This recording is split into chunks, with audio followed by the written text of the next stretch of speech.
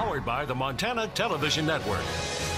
This is the 10 o'clock news on KAJ, Montana's news leader.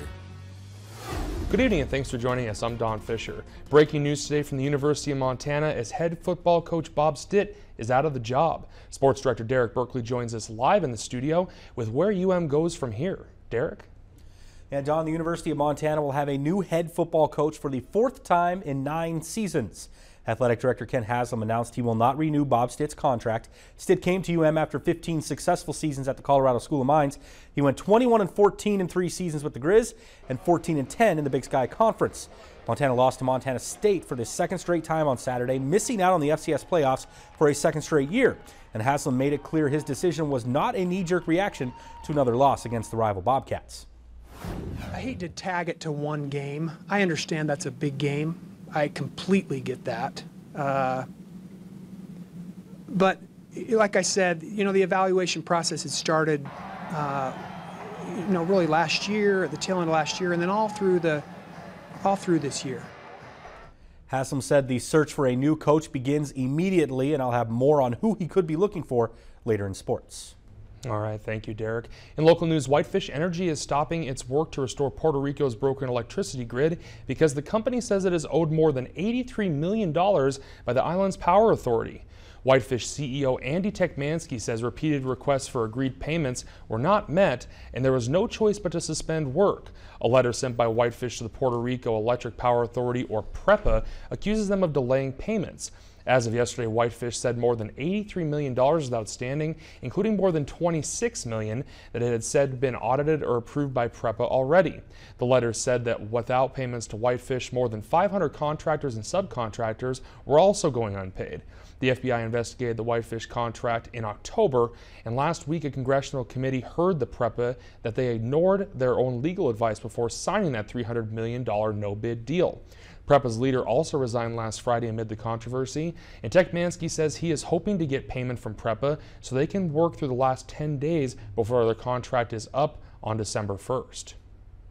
A man accused of stabbing another man a dozen times in Columbia Falls on Friday has turned himself in. Flathead County Sheriff Chuck Curry says deputies were called to an outdoor party shortly around 10 p.m. Friday evening on reports of a stabbing. Curry says an investigation into the incident on Trumbull Creek Road showed that a 23-year-old Kalispell man had been stabbed over a dozen times, being attacked by a 20-year-old now identified as Spencer Blaney, also of Kalispell. The victim was taken by private vehicle to Kalispell Regional Medical Center, where he underwent surgery and is in stable conditions. Blaney later turned himself in and remains in jail, where he is being held on charges of attempted deliberate homicide. The Flathead County Sheriff's Office is still looking for a man accused of a shooting at another man after a bar fight. A warrant was issued last week for 22-year-old Brian McCulley.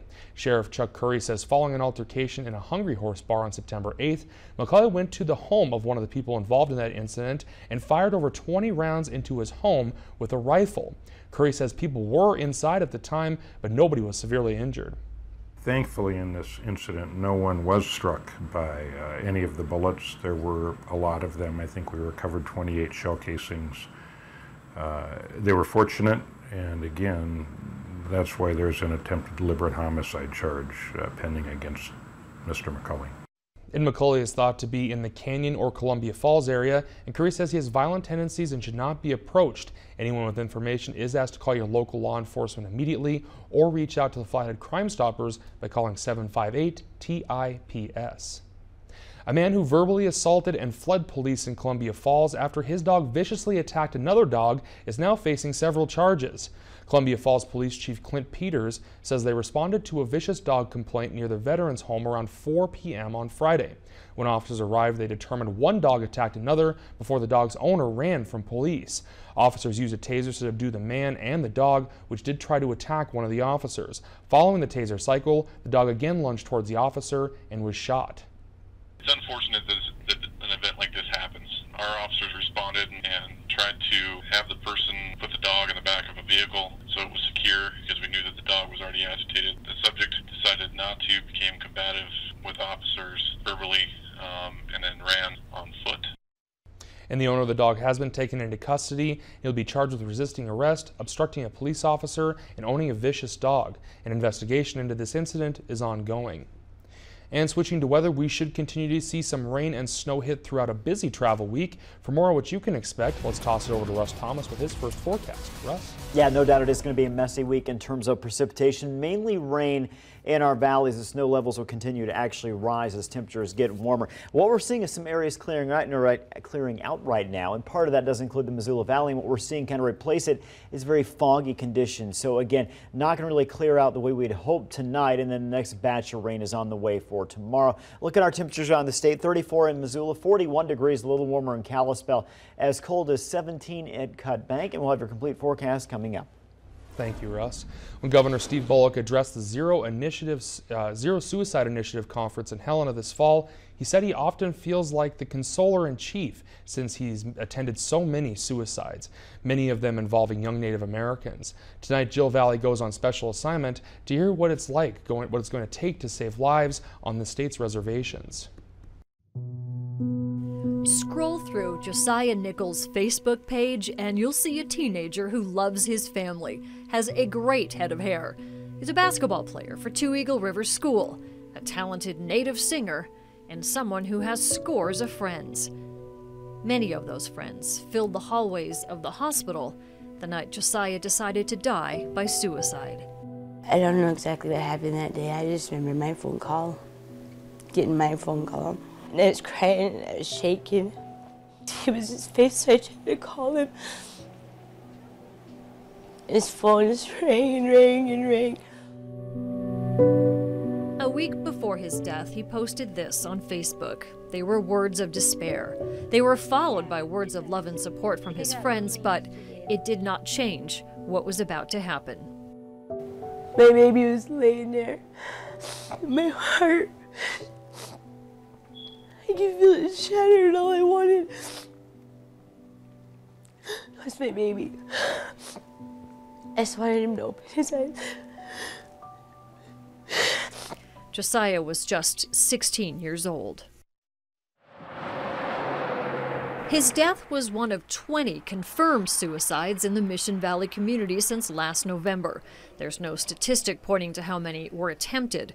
Montana's Native Americans have the highest rate of suicide in a state that already has one of the highest rates in the country. I'm in part haunted by what you're here to work on. Last month, Governor Steve Bullock launched the Zero Suicide Academy. It's a major component of a statewide plan to reduce suicides. The goal here is to share ideas that people can take back and put to use in their own communities, to examine what's happening on their own reservations. There are no easy answers, but the conversation is well underway. Suicide isn't something that you can address and it's going to go away. It's a symptom of much bigger issues. And so what we want to think about is, what else do we need to do? Who do we need to pull together? What have other tribes done that have helped them address this as a key issue of wellness across Indian country?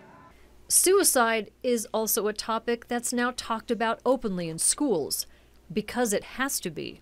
We've taken an open stance as far as it's not something that should be pushed behind or not talked about when somebody comes up or has questions, or it comes up in class. It's something that we have agreed as a staff to discuss, or maybe not there at a different time with those students. It's an issue that affects young people deeply as they watch their peers and friends struggle. Many believe suicide has become a bigger issue than bullying. After several suicides in the Mission Valley last spring, the student leaders of St. Ignatius High School went to their teachers and said they want training to know what to do if they have a classmate in crisis, because they know often a young person contemplating suicide will reach out to their peers before their parents. It'd be nice to know what to do in that situation, so that's why we want the leaders in our groups to be trained in something, so that way when their friends do reach out or people do reach out to them, they do know how to handle it the right way. There's no one reason why someone might choose to end their life. For Native Americans, tribal leaders say the answer to their pain cannot be suicide. That pain needs a voice. While this is a really sad time for us, it is also an opportunity for us to really put a mark in the sand and do business differently. We are really saying that we need to figure out a different way of addressing our issues that have gone back for generations. Sherry often reads the note her son left behind, searching for answers that just aren't there. She can still see his face in photos, hear his voice singing back at her on an iPad, but it's not the same. I don't get to see him anymore. I still wait up for him, and I know he's not going to come home. On special assignment, Jill Valley, MTN News. And anyone in crisis can text the number 741-741 and type in MT for a free 24/7 text line. A Valley County jury found former Florence doctor Chris Christensen guilty of 22 felony charges, including the deaths of 2 people, and that happened on Monday morning. The former Florence doctor was on trial for 2 counts of negligent homicide, 9 counts of criminal endangerment, and 11 counts of criminal distribution of dangerous drugs, all felony charges. The jury received the case after closing arguments Thursday afternoon, and they heard a flood of detailed testimony from both sides over the course of several weeks. They deliberated for over 12 hours until reaching Monday's verdict. Christensen faces up to 405 years in prison when he's sentenced on December 27th in Hamilton. A major piece of a budget balancing package approved last week by the legislature is already being challenged in court. In last week's special session, lawmakers passed a bill to transfer $30 million from the state workers' compensation fund's investment portfolio to the state treasury. But now the Montana State Fund is suing to block that charge, calling it illegal and unconstitutional. The suit says state fund investment money is the property of policyholders and cannot be used to pay for government services. Governor Steve Bullock proposed the transfer and lawmakers approved it last Wednesday. A state judge on Friday rejected the fund's request for a temporary order blocking any transfer of the money and set a December 4th hearing on the case. Coming up after the break, Russ is back with a look at your Thanksgiving week forecast, and Charlie Rose is off the air on both CBS and PBS following allegations of sexual misconduct. That story and more coming up.